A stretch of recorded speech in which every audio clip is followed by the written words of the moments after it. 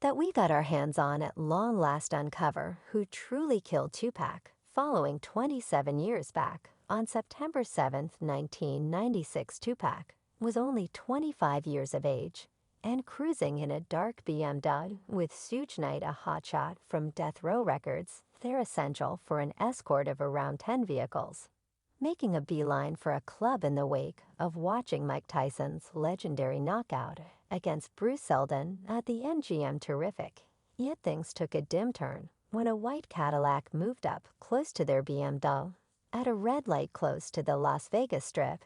Inside that caddy were four fellows, and one of them began shooting like insane rearward in the traveler side of Knight's vehicle with projectiles. Tupac was sitting in the front seat and got hit multiple times with no less than two slugs, finding their direction into his chest. Knight lucked out with only an effortlessness from some slug parts. Unfortunately, 6 days after the fact, on September 13, 1996, Tupac was articulated dead at around 4:03 p.m. nearby time at the College Clinical Center in La. The medical clinic expressed he died because of respiratory disappointment and cardiopulmonary capture. Man, is still difficult to accept how everything went down. The world lost a genuine ability that day, and we're left with the secret of what truly happened. Find happiness in the hereafter. Tupac, your inheritance lives on. Tupac had this insane inclination that he ain't going to live lengthy. Like, he continued to discuss it in the entirety of his tunes, like in that 1995 Rec Center. Assuming I'd kick the bucket this evening from me against the world. He assaulted about trusting they cover him calmly, yet the titles saying that he got killed to death. My final gasp, investigate, pick your convict on his point of no return. __. Don't have any idea in the event that I passed on or not, and afterward on no one but God can pass judgment on me. He took it to an entire nother level. He spit bars about hearing the specialist yelling, attempting to save him, while he's lying there with shot openings, feeling like a few wrongs crawling through his veins. Yet it gets much creepier in the video, I Ain't Frantic at You, which came out only a month prior to he passed. Tupac has chants on numerous occasions, after an occasion very much like what went down on September 7th, 1996. When he left that lodging in Vegas. In the music video, he even kicks the bucket in the emergency vehicle, and afterward it changes to him showing up in paradise dressed all sharp in a white suit. And you will have a hard time believing this, yet Smooth D from Overall, quite smooth, a hip bounce craftsman, let the cat out of the bag in a meeting he was attached with Tupac. And he said Park was completely mindful that his days were numbered. He anticipated his own passing in this own bent manner. Last time we were together, you realize, I was in LA briefly, so I had pictures of I attempted to set the lodging up like my bunk. So I had photos of my children and all that. Gracious man. And we was messing with, and he saw an image around then. It was my most established little girl, my child. He said, you an extraordinary dad, man. These children is fortunate, man. You understand what I resemble. Definitely, I said. __. You make an extraordinary dad, he said. __. I'm letting you know I ain't going to live beyond 25. Tupac was a legend, no question, except for these feelings simply make everything more staggering and ghostly. Now the secret is at last getting settled on the grounds that we have some new fascinating data not too far off. Back in 1996, the Las Vegas police attempted to break the case, yet the examination hit a monstrous robot since witnesses were not able to approach and spill these, even with the wrongdoing occurring openly. And the casualties distinction. Nobody has at any point been captured for Tupac Shaker's killing his family supporters, and a few dark performers contend that the equity framework shows a twofold norm. In cases like this, they accept that they were white superstar. The police would have quickly found the guilty parties. Cops are saying they couldn't break it in light of the fact that the people around Tupac wouldn't talk at all. Expect up there's something else to remember. The police screwed up big time. They dismissed some episode before the shooting where Tupac got into a piece put the posse fella had an in. Then they saw no point in circling back to an observer who could have ID'd the assailants, yet darn that witness had chance later on a few different pieces. In addition to they missed a lead about a white Cadillac, similar kind the shooters utilized, yet saw no point in pursuing him at all, tackling group-related killings. Isn't simple no proof the observer talking, it's a genuine wreck. Tupac's team disliked the police. And the police didn't have the foggiest idea how to deal with packs. Like Compton see these group fellows are about regard, so assuming the investigator showed them some sort of politeness, they could get an inside data to address the wrongdoing, yet that didn't occur for this situation. When the police showed up at the scene, they dealt with Tupac's team, like suspects pulling firearms on them, whatnot, and left observers ticked off. And they would have rather not helped out them. Las Vegas police didn't actually apologize for their forceful methodology later on. When they had a go at taking proclamations from the group, they were all similar to "Nah, we ain't talking Suge Knight." Directly up let him know that it ain't his responsibility to settle crimes or squeal on individuals. The analysts got disappointed, calling it the commonplace pack mindset. They accept that individuals would rather not talk then.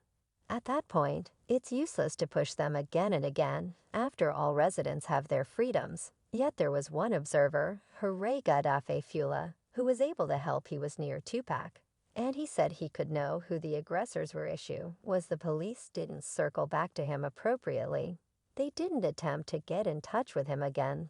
Things got much more chaotic a couple of days. After the fact, Fuller got into a fight with the police, cuffed and looked, yet no charges were discharged. Then after Tupac died, Fuller left Las Vegas and returned to New Jersey to be with his family. In the meantime, specialists from Compton had assembled mugshots from a few gangsters and gave them over to Las Vegas police. They needed to show these pics to Fula, yet they couldn't contact him.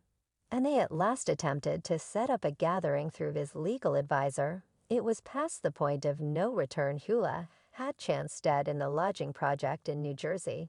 After Tupac had chance, the police were all over Compton, attempting to crush the posse war that ejected. They gathered up almost 24 gangsters and held on to weapons and munitions, wanting to get some data about the shooting. Orlando Anderson, part of the gang they snatched, had a few associations with the posse underground Las Vegas.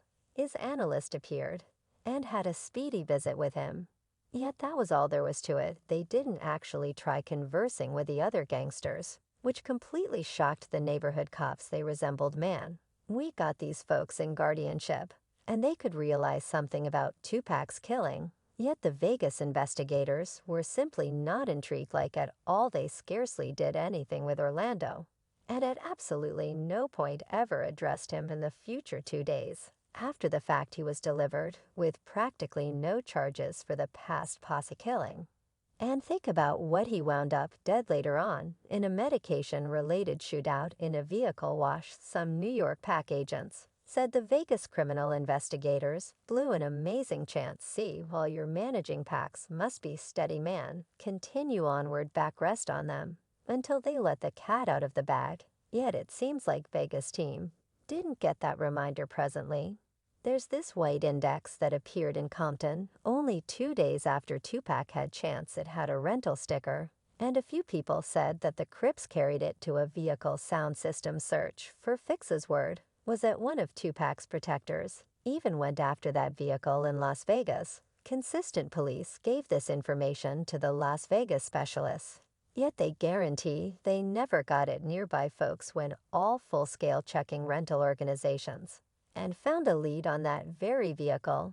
Yet it seemed like the Vegas investigators just didn't have any desire to circle back to it. The Las Vegas police had some serious trust issues with the Compton team. Compton had a problematic past with political defilement, and surprisingly, a few police were reputed to be associated with the packs. No big surprise, the Vegas folks were reluctant to work intimately with them.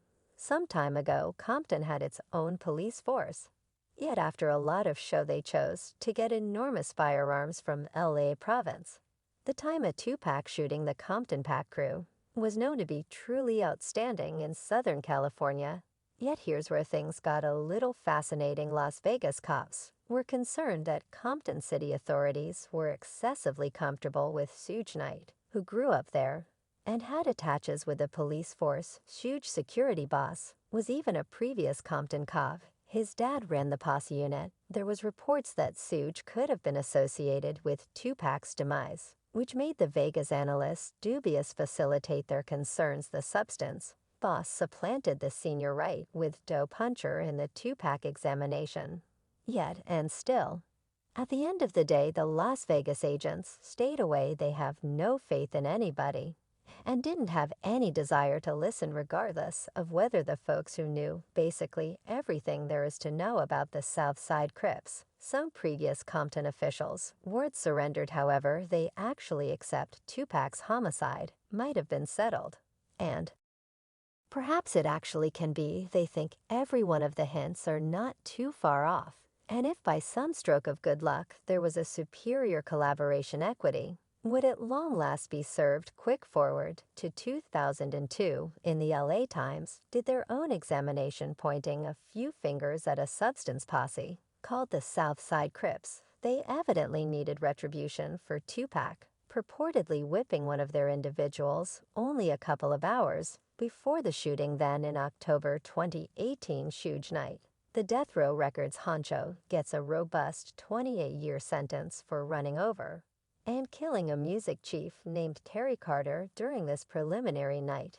Guarantees that he was the genuine objective of that drive. By that kill Tupac, he focuses fingers at his ex in the previous death row security heads, saying they were behind the shoot around a half year after Tupac was unfortunately killed. His rap rival, the famous B.I., additionally meted deadly land on Walk 9, 1997. Individuals broadly accepted that Huge's shooting was associated with Tupac.